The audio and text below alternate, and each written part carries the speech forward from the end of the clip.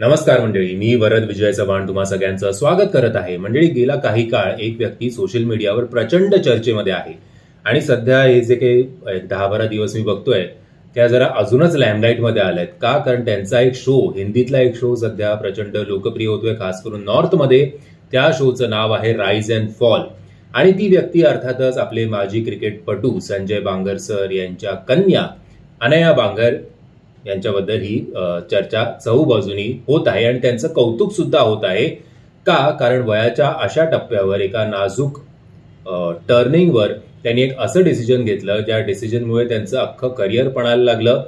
तेवढंच नाही तर कदाचित या डिसिजन नंतर किंवा हे डिसिजन घेताना त्यांना स्वतःच्या आईबाबांकडनं पण अपोज झालं असेल.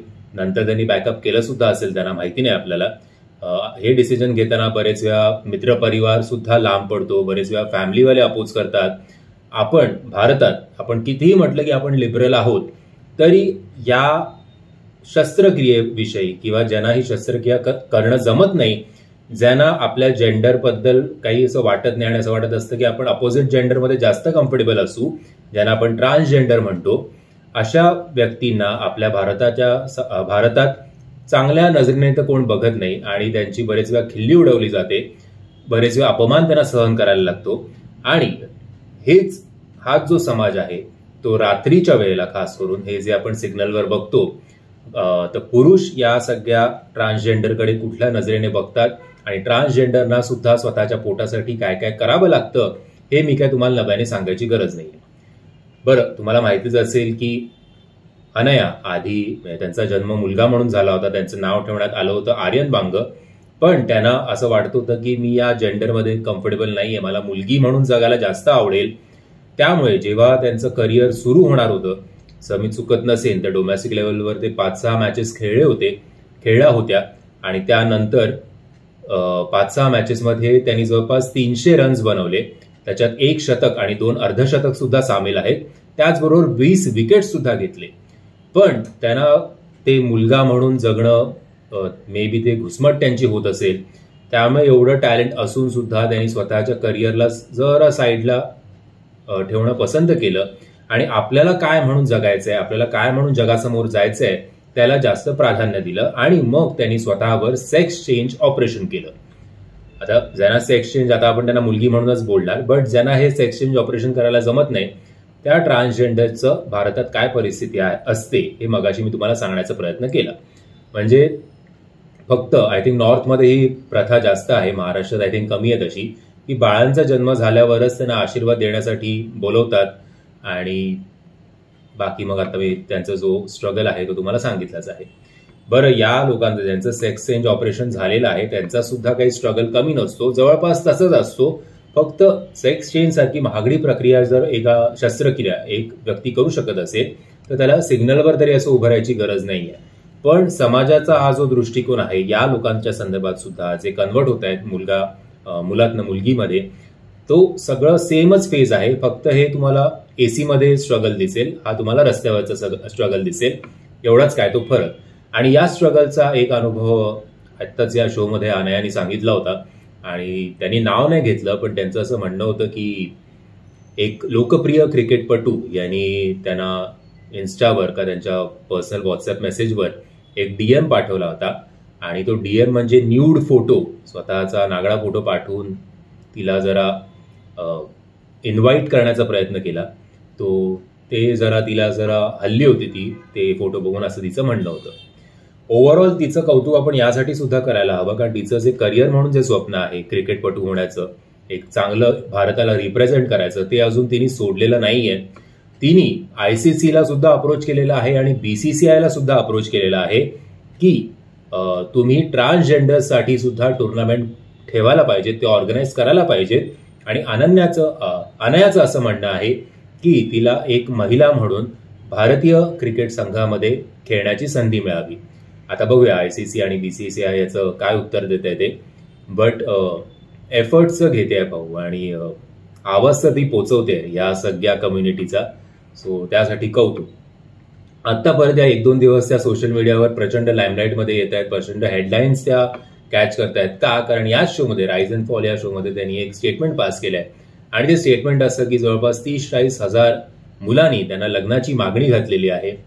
सो एवढा डिमांड असेल तर चांगलीच गोष्ट आहे.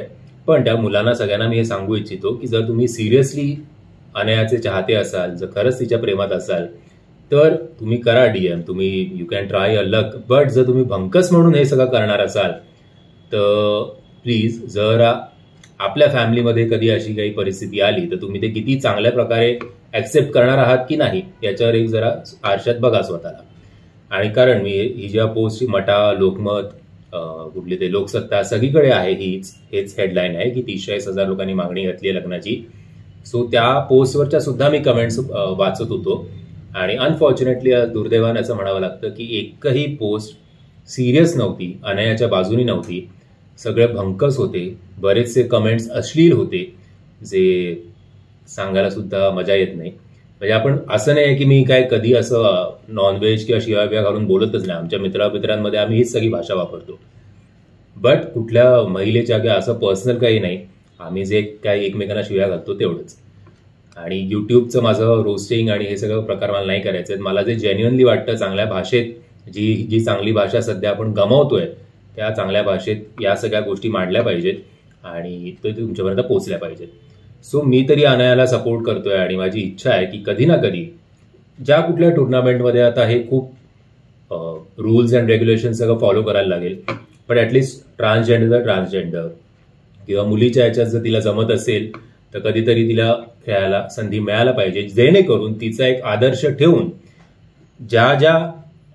जी मुलं त्या फेजमध्ये, अनयाच्या फेजमध्ये आहेत, ज्यांना शस्त्रक्रिया करायची आहे पण ते करू शकत नाहीये, त्यांना ट्रान्सजेंडर म्हणून राहावं लागतंय, त्यांना काहीतरी जगण्याची आशा मिळून ते क्रिकेट सारख्या याच्यात स्वतःची एनर्जी तरी लावतील आणि भारताला रिप्रेझेंट करतील. कारण फक्त क्रिकेट हे फक्त भारताचं पॅशन नाही आहे, एशियामध्ये तर प्रचंड फेमस आहे. आणि आय एम शुअर अशी जर टुर्नामेंट कधी ऑर्गनाईज झालीच तर फक्त एशियामधनं नाही, जगभरातून सगळे असे क्रिकेटपटू क्रिएट होतीलच आणि आपल्या सगळ्यांना एक वेगळीच टुर्नामेंट बघायला मिळेल, जिकडे पुरुषाची मॅस्क्युलिन सुद्धा असतील आणि त्याचबरोबर एक स्त्रीचा नाजूकपणा सुद्धा असेल. सो जिकडे पॉवर लावायची गरज आहे स्ट्रोक्समध्ये, तिकडे ती पॉवर आपल्याला मिळेल सुद्धा, आणि जिकडे फक्त एलिगंटली ग्लान्स करायची गरज आहे तिकडे सुद्धा ते वेगळंच काहीतरी कॉम्बिनेशन होईल. बट माझ्या छोट्याशा युट्यूबच्या परिवाराकडनं मी अनया बांगर यांना मानाचा मुजरा देतो आणि आय एम शुअर की तुमचं हे आयुष्य बघून तुम्ही ज्या प्रकारे खूप कॉन्फिडेंटली, खूप खंबीरपणे उभे राहिलात आणि या सगळ्या परिस्थितींना सांभाळून तुम्ही ज्या प्रकारे त्या लल्लन टॉप सारख्या मोठ्या युट्यूब चॅनलवर जात आहे, सगळ्या पॉडकास्टमध्ये इंटरव्ह्यूज देत आहे, आत्ता राईज अँड फॉलमध्ये जात आहे. सो या सगळ्या गोष्टींसाठी खरंच तुमचं खूप कौतुक. आणि मी आशा करतो की जशी लक्ष्मीजी यांना एक आदर्श ठेवण्यात आला होता, Lakshmi Tripathi I think, so त्याचप्रमाणे तुमचा सुद्धा आदर्श ही तरुण पिढी ठेवेल आणि अशा परिस्थितीत खचून जाण्यापेक्षा आपण सुद्धा आयुष्यात काहीतरी करू शकतो अशी प्रेरणा प्रत्येकाला मिळेल. तुम्हाला ओव्हरऑल या सगळ्या काय बोलू आपण त्याला, या व्हिडिओवर तुमचं काय मत आहे कमेंटच्या माध्यमातून कळवा. जर व्हिडिओ आवडला असेल तर लाईक, शेअर आणि चॅनलला सबस्क्राईब करायला विसरू नका. जय हिंद, जय महाराष्ट्र.